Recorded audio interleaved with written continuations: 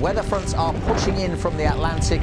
There's warnings for rain and winds, and we have amber warnings in force for snow and ice, hitting the cold air that's been sitting across us all week. And that's, as the weather fronts arrive, bring the moisture, that's when we're most likely to see issues of freezing rain, therefore very slippery conditions on the roads.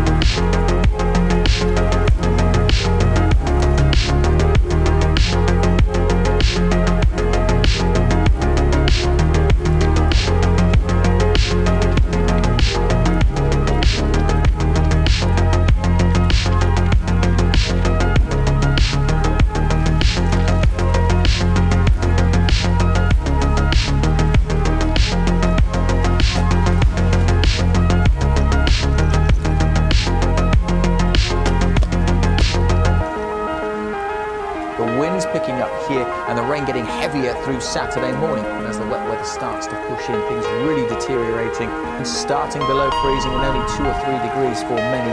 A mixture of rain, sleet and hail snow. And the rain is like to be freezing rain in some spots.